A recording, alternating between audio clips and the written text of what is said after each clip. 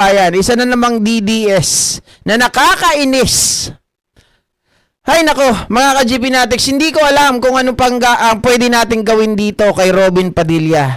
Gusto na talaga ng lahat na ito ay maalis na sa Senado. Alam nyo bang inulan ito ng batikos, mga ka-GP Natics, dahil po sa kanyang pahayag na ang mga bata daw ngayon ay sinabi nitong mga weak daw ang mga kabataan, mga ka-GP Natics, kasi ang mga kabataan ngayon daw ay lagi nagsasabi na sila daw ay depressed.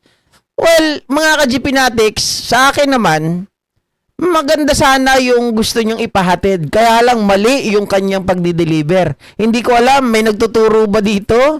Marami namang abogado. 'Di ba? Yung nasa paligid nitong si Senator Robin Padilla, bakit hindi po maitama yung kanyang gustong sabihin? Ito, pakinggan niyo mga kababayan kung paano po siya binash ng mga kababayan natin, lalong-lalo na yung mga magulang ng mga kabataan.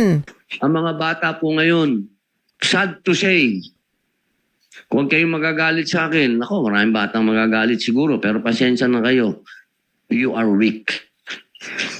Hindi kayo katulad nung panahon namin na hindi kami iyakin. Natuto kami sa kalsada. Natuto kami na wag umupo, umiyak. Nung panahon namin, hindi uso yung salitang depression. Hindi ko nga alam yun kung ano yung depression. Ngayon, batang maliit, sasabihin, I'm depressed. Alam mo, Senator Robin Padilla, ganito lang yan Mga ka-GP Natics, hindi ganyan. Alam mo, gustong pangaralan yung mga kabataan ngayon na mga mahihina sila. Alam ko gusto niyang ipahatid, mga kababayan, na dapat yung mga bata ay hindi maging mahina. Okay, kaya lang mali yung mali kung paano niya dinideliver ito. So, dapat, mga kababayan, instead na kutsain mo, kasi itong pagkakasabi na to, parang pagkutsa ito sa mga kabataan, na pwede mo naman sabihin sa mga bata, uy, mga bata, wag kayong magpadala sa nangyayari ngayon. Dapat, kung kayo ay may nararamdaman, okay, dapat mag-seek kayo ng help sa inyong mga magulang. Mag-seek kayo ng help doon sa mga malapit sa inyo. Magkaroon kayo ng proper guidance, magkaroon kayo ng proper counseling, something like that, 'di ba? Mga kababayan, hindi yung parang ang datingan, pinag-compare mo yung noon at ngayon, talagang magkaiba. Unang-una, mga kababayan, yung ngayon at noon, wala naman social media dati. 'Di ba? Walang social media dati. So maaaring hindi natin alam, marami ding mga depression dati na nangyayari. Kaya lang ngayon sa panahon ngayon ay nakikita natin sa social media yung mga nagpapakamatay kasi mga kababayan, may social media na. Pero hindi lang din natin alam, baka dati meron din mga nangyayaring ganyan, baka madami din. At mas mahirap ang komunikasyon noon, Robin Padilla. Tandaan po natin, ako naalala ko pa. Nung ang nanay namin, mga ka-GP Natics, ay nasa ibang bansa, kami, magkakapatid, ay magkakahiwalay. Kung saan-saan nakatira ng mga kamag-anak namin. Bago ka makakontak sa nanay mo na nasa ibang bansa, ilang buwan bago makarating yung sulat. At yung sulat na yun, pagkamahal-mahal pa. Diba?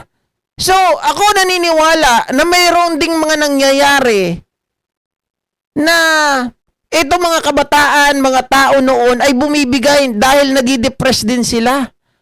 Kung ngayon, merong social media, mas mabilis yung communication. Diba? What more noon na ang layo-layo, na ang tagal-tagal. Diba? Napakabagal. Buwan. Sabi ko nga, buwan bago makarating yung sulat. Mga kababayan, kaya nga meron ako mga naalala, mga kapitbahay o kaya naman ay mga kaibigan, namatay yung nanay nila o yung kapatid namatay dahil yung magulang nila nasa ibang bansa. Mga ka-GP Natics, kunwari ngayon ay July, kunwari, o kaya sabihin natin February ngayon, namatay yung kapatid. Mga kababayan, dahil nga po sa tagal ng kanilang sulat makarating. Nalaman ng nanay, ilang buwan pa, 3 buwan, o kaya 2 buwan, sino pang uuwian niya? Diba? Sino pang uuwian niya? Napakabobo ng neto ng style ni Robin Padilla sa totoo lang. Hindi mo pwedeng ipagkumpara yan, Senator Robin. So dapat imbis na i-real talk mo yung mga bata, no? Hindi dapat ganyan ang tamang approach. As a parent, mga kababayan, at bilang isang senador, ang tamang approach dapat yung mga i-guide natin yung mga bata, dapat i-advise natin yung mga bata na huwag silang magpadala sa bugso ng damdamin kapag sila ay nakakaramdam na ng sobrang paghihigpit ng kanilang alam nyo noon, yung nade-depress ka na, kailangan mo ng isang taong makakausap, ay wag silang mag-atubili, 'di ba? Wag silang mag-atubili na kausapin yung kanilang mahal sa buhay, kung sino yung mga kaibigan nila, mapapagkatiwalaan, 'di ba? Humanap sila ng paraan para hindi sila ma-depress. Dapat ganoon. Senator Robin Padilla, para kang timang. Diba? Parang ngayon sinasabihan mo pa yung mga kabataan, parang dinudurog mo pa yung mga damdamin ng mga kabataan na napaka-weak nyo. Imbis na tulungan mo, mga kababayan, itaas yung moral ng mga kabataan, binabagsak mo pa. O, Telegram pa nga, GP. Pag emergency ang sulat, bago kami, GP, nagre-record pa ng message sa cassette tape. Hindi naman namin naranasan yan. Pero naranasan namin yung sulat, maabot 2-3 buwan bago makarating. Diba? Sabi ni Round Tripper, parang di magulang si Robin Hood kung magsalita. Ano pa nga pa? Diba? Parang hindi magulang kung magsalita. Ay, mga ka-GBnatics, pinutakti po si Senator Robin Padilla dito ng mga komento. Kung babalikan natin ito, kailangan paliitin natin. Ang mga bata po ngayon, Teka lang, sad to say, mamaya ka na magsalita. Naasar ako sa iyo eh. Basahin natin yung mga comment, mga ka-GPnatics, no? Dito sa mga pahayag na to ni Senator Robin Padilla. Talagang kayo eh. Maraming nakaka-relate sa inyo. Huwag kayong mag-alala. Tama ka, Sir Leo. Sad to say, may bobong senador tayo na ubod ng bopols, di ba? Oh.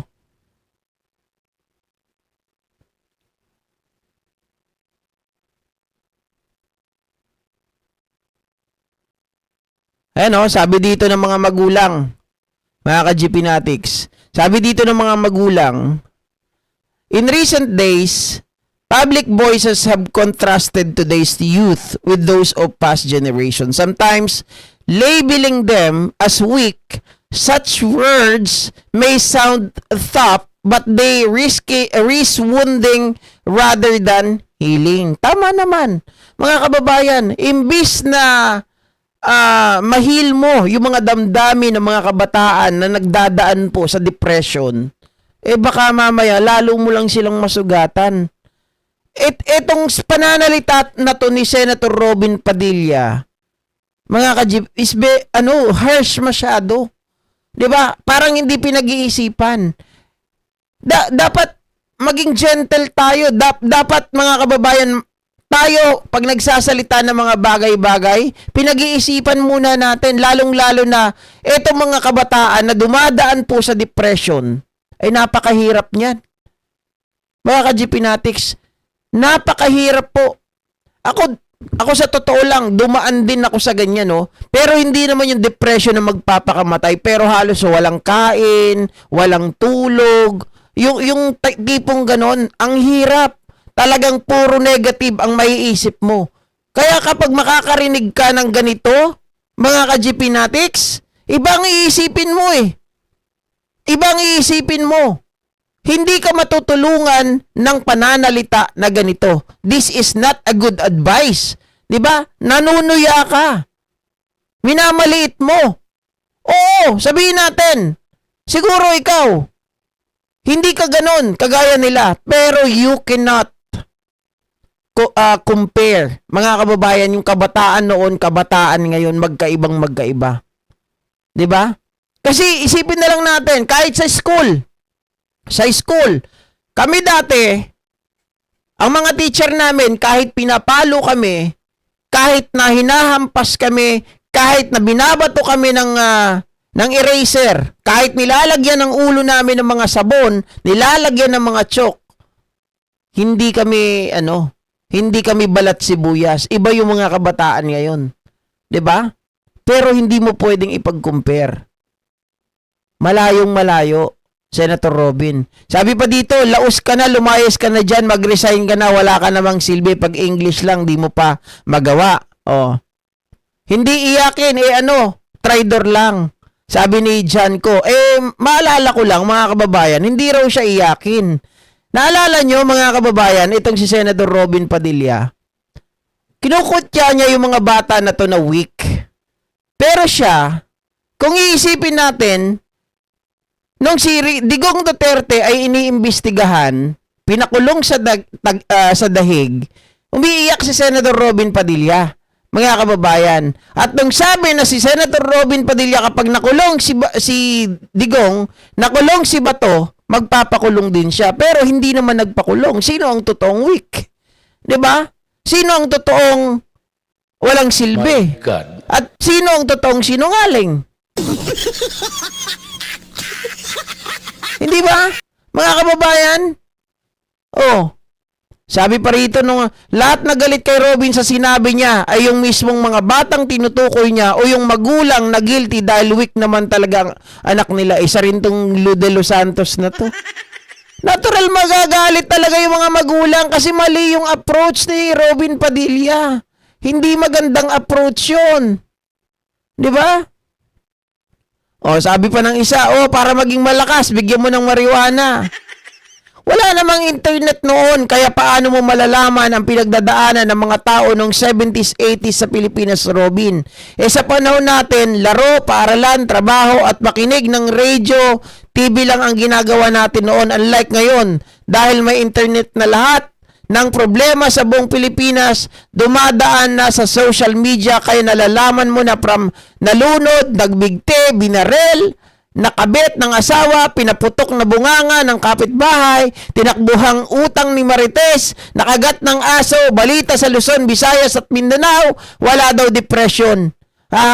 Tanga, ang puta. Sana all, alam walang depression noon. Sabi ni John Christian Emmanuel. Locos talking. Kung di ka lang sikat, wala ka rin. Ang tunay na matapang, batang tundo kasi kalahi ni Andres Bonifacio. Napasok patuloy si Andres Bonifacio. Oh. Hindi yan iyakin, pero iniyakan mo si Duterte. Yun nga, mga kababayan, simpleng-simple lang, iniiyakan. At saka ang isang pag-iyak, tandaan po natin ang pag-iyak, hindi po yan nangangahulugan na isa kang weak na tao. Okay? Sometimes kailangan po natin, mga kababayan, ilabas yung nandoon sa loob natin, na kinikim-kim natin. Di ba? Ang pag-iyak, mga kababayan, yan ay pagpapakita ng matapang ka. Na umiyak ka kasi you are now ready to fight. Di ba? Ako, guys, sa totoo lang, maraming pagkakataon na umiyak din ako sa sarili ko. Maraming mga minsan nga dumating sa point na sinasabi ko na sa sarili ko, bakit ganito ang ginawa nyo sa akin? Bakit ganito yung nararanasan ko? Bakit yung mga bata ganito ganyan? Bakit wala ako nung mga meron sila? Pero guys, eventually habang tayo po ay nagiging matured, hindi na ganun. Dahil alam natin ang Panginoon ay hindi magbibigay ng pagsubok na hindi mo kayang lagpasan. Ang kailangan mo lang is proper guidance. Ang kailangan mo lang is right counseling. At dapat meron kang mga kaibigan, mga kababayan na masaya. At huwag kang sasama dun sa mga negative. Kasi the more na sasama ka sa mga negatibong tao, mahahawa ka ng mahahawa. Baka mapunta ka sa iba. Dahil yung mga kabatch ko dati, mga ka-GPnatics, sila yung masasabi nating nakaangat sa buhay. Pero kapag nagkaroon ng problema, Okay, mabilis na bumibigay. Kasi nga hindi po sila nakaranas ng mga pagsubok sa buhay na mabibigat. Pero yung mga yung mga tao, mga kabataan na talagang masasabi natin na nasa hirap, ay iyan ang mga tao na talagang mga palaban sa buhay. Na kahit nasabihin natin napakaraming mga pagsubok na dumarating ay lalaban at lalaban. So, siguro ang masasabi ko dito, yung mga kabataan ngayon, lalo na dun sa may kaya, 'di ba? Na kapag nakaranas ng mga depression, nakaranas ng mga pagsubok, huwag kayong bumigay. Dapat maghanap kayo ng pwedeng makausap, ng pwedeng magpayo sa inyo ng maayos, sumama kayo dun sa mga masayahing tao, dun sa mga positive, 'di ba? Huwag kayong sasama dun sa mga negatibo. Huwag kayong sasama sa tulad ni Senator Robin Padilla, sa tulad ni Senador Marcoleta, baka masira ang buhay nyo. 'Di ba? My God. Masisira ang buhay nyo. Oh. Sabi ni Ma'am Gina 31, totoo yan, GP, hindi lahat ng lalaki na umiiyak ay duwag or mahina. Babae, lalaki, na nilikha ng Diyos, mas bilib pa ako sa lalaki na lumuluwa. Yun kasi ang feelings nila. Alam nyo, mga kababayan, ako sa totoo lang, ito, bibigyan ko kayo ng isang pagkakataon na kwento nung kabataan ko. Dahil nga po, alam nyo naman yung sa history ng, ito nakikita nyo naman yung mata ko, di ba? Ayan o. Mata ng pusa. Ayan. Dati yan, pikit yan, guys. Ganun yan. Parang ayan, as in totally pikit. Pinaayos ko na lang yan nung nung nagtrabaho ako. Pinaayos ko na lang yan. Pinapalit-palitan ko yung kulay niyan. Oh. May blue, may green, pero ito yung favorite ko, gray. Pero noon, nung elementary ako, doon sa lugar namin, pinag-iinitan ako palagi, binubuli ako. Ngayon mga ka-GPnatics, syempre, masyado na akong nasasaktan. So, umiyak ako. Sabi ko sa sarili ko, umiyak ako, lalaban na ako. Kasi sabi ng tatay ko, wag kang uuwi dito nang umiiyak. Dahil papaluin pa kita lalo. Binubuli ako, mga ka-GPnatics, malaki pa sa akin. Aba, syempre, nung iniyak ko na yun na. Yun na yung hudyat, napalaban na ako, na hindi na ako pwedeng magpatalo. Iniyak ko yun. Sabi ko pa nga sa nanay nung nakaaway ko patawad po, pero hindi ko na po matiis. Ayun mga kababayan, hinawakan ko yung ulo, yung buhok ng kaaway ko. Sorry pero totoo to. Paghawak ko ang ganyan, hinila ko palikod, di gumanon.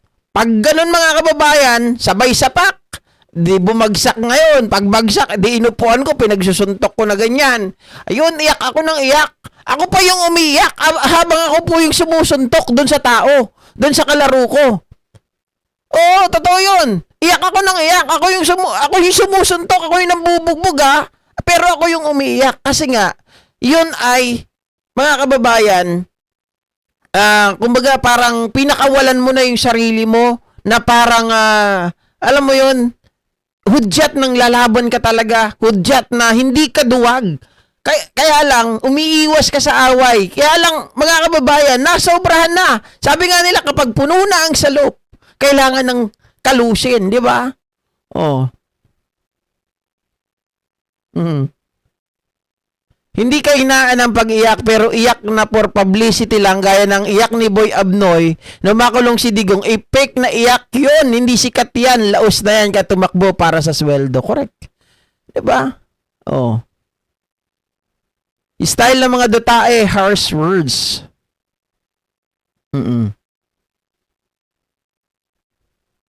Pag may pagka-fragile na kasi ang mga kabataan na OGP, tsaka tayo kahit sagana sa palo pero fully disciplinary. Tama.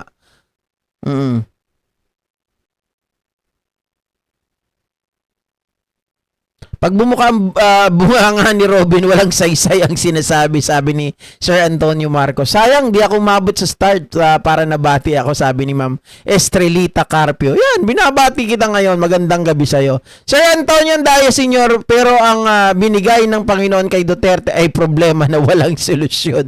Yung anak ko, Siman, palagi ko kinakamusta para hindi malungkot. Tama yun, guys. Oh, minsan tama may tears of joy, 'di ba? Oo. Si Kikoy Meow Meow Barsaga. Tama ka Sir GP. Meow Meow Meow. Good good evening. Kala ko si Kong Kiko talaga, no. Good evening po GP watching from Labuan, Malaysia. Pa-shoutout po. Lovely Les. Shoutout sa iyo dyan sa Malaysia. Pag galit na galit, minsan nakakaiyak, sabi ni Naomi Shin. Oh, siguro ganun nga yung ganun nga yung nangyari sa akin dati. Oo.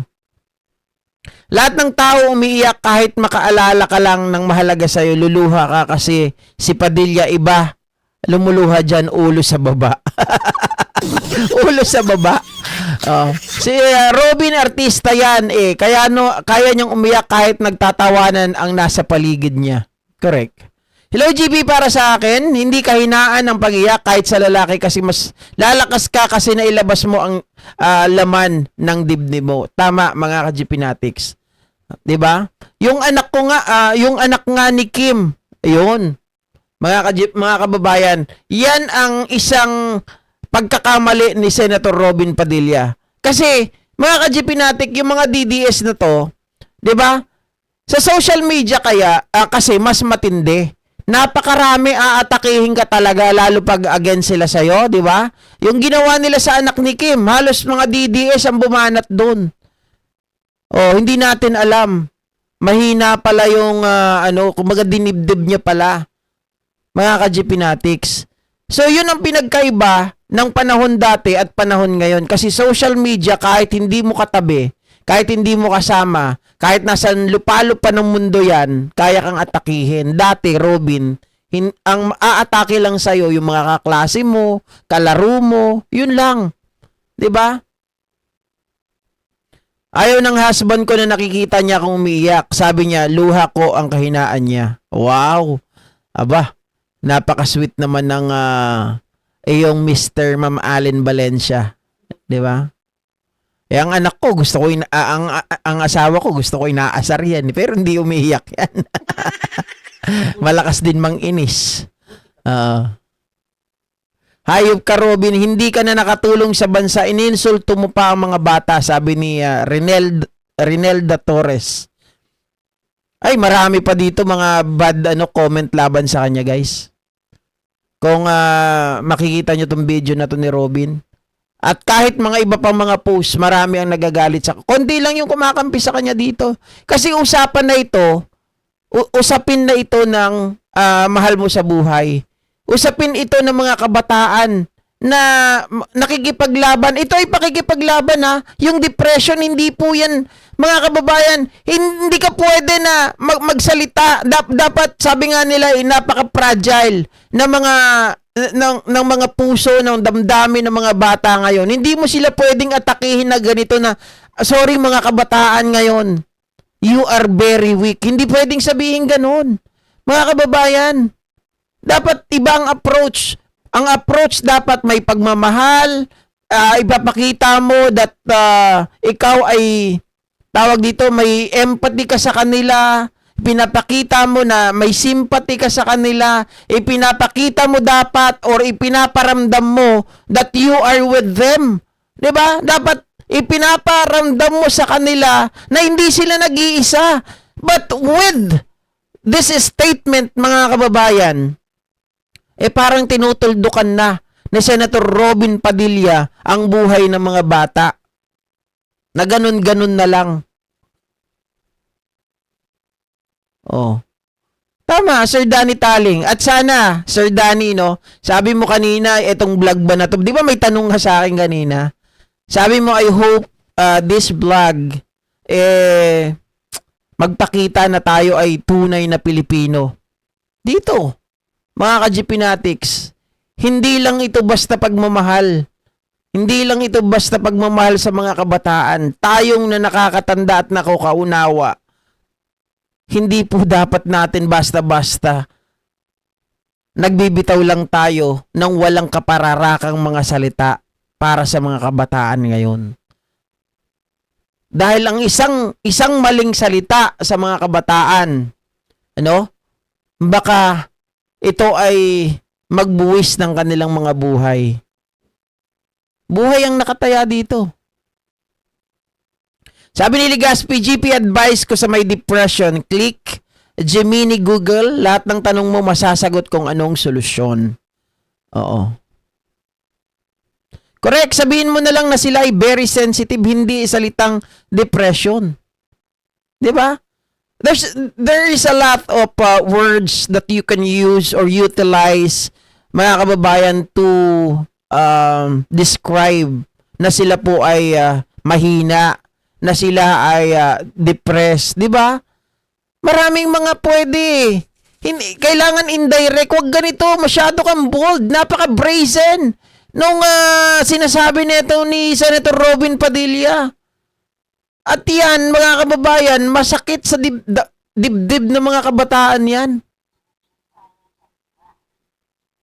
Isa rin to si Argo. Pwede naman natin sabihin yan in a good way, Argo. Parang ganito lang yan sa call center. Pag tinanong ka, ganito yan. Paano mo, alimbawa, Argo, mayroon kang kaibigan. Ganito may kaibigan ka, mabaho yung kilikili. Tanong sa call center, paano mo ipapaabot sa kaibigan mo because you are concerned sa kanyang amoy, sa kanyang bad odor, paano mo sasabihin sa kanya na mabaho ang kilikili niya na hindi siya masasaktan? Dapat ganun. 'Di ba? Hindi mo pwedeng sabihin, "Oy, ang baho naman ng kilikili mo. May putok ka." Hindi mo pwedeng sabihin ganun, 'di ba? O ikaw, sige Argo, paano ka magsabi halimbawa, yung kausap mo mabaho bunganga? At gusto mo sabihin, friend, ang baho ng bunganga mo. Paano mo sasabihin 'yon? 'Di ba? Dapat maging sensitive tayo sa mga sasabihin natin. Dapat alam natin na yung kausap natin ay pwedeng masaktan. 'Di ba?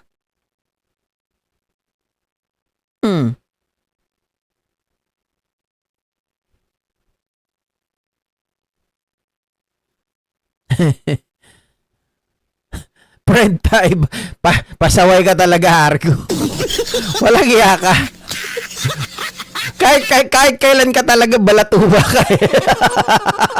Friend tayo ba ulam mo? Sira ulo. Ang tino-tino ang sinasabi ko dito, pang-asar ka talaga. Patungan na kita Walang iya ka talaga. God, I hate threats. Kapag ako ang interviewer, tapos yan ang sagot mo sa akin, wala na, tsugi ka na. Hindi na kita, hindi ka na makakapasa sa interview pa lang. Wisit ka. Oh. Sino si Boy Abnoy para magsalita sa mga na-depress? Walang sino man sa atin na pwedeng manghusga sa mga kabataan na hindi naman sila kilala at hindi mo sila pinapakain. That is true. 'Di ba? Mga kabataan, payag ba kayong may National Weekday? Na sabi ni Badilla? Oh. Wala nang ginawa si Argo, nakababad sa computer. O, kita mo? Si Argo, buwabawi. Nagpakulay. Salamat, Argo, sa pangkape. Thank you. Nasa abroad pa rin ang parents ng batang yon na pagalitan ng teacher nagbigti. O, kita nyo na? Kasi wala siyang masumbungan siguro. Okay? So, ayan. Iprotesta nyo, mga kababayan, si Senator Robin Padilla. At sana magkomento kayo, tadtarin nyo at i-share nyo ang video na ito. Okay? Barat ba? Sir Leo, ikaw na lang. Charot. Barat ka daw, Argo. 50 lang daw yan. Kulang yan. Yung 50 pesos na yan, babawasan pa ni tawag dito, ni YT ng 30%. So, magkano na lang yan? Oo. Komedyante yan si Argo. Okay lang yan, guys. Hindi naman nagbumura yan. Anong mas gusto mo? May bad odor ka or bad breath? Pili na, GB. Wala sa dalawa. Siyempre wala sa dalawa. Ayaw ko ng bad odor. Ayaw ko rin ng bad breath. Kahit sino naman, no? Oo. Noon marami talaga yung nagsisuicide sa school dahil sa masamang teacher. Pag may putok friend mo, sabihin mo, bro, bili ka ng Sondrox. Walang iya kayo. Okay. So, ito naman na pag-usapan natin mga ka-GP. Ito. Natatawa ako dito ha. Itong si Yusek si Attorney Claire Castro. Okay? Mga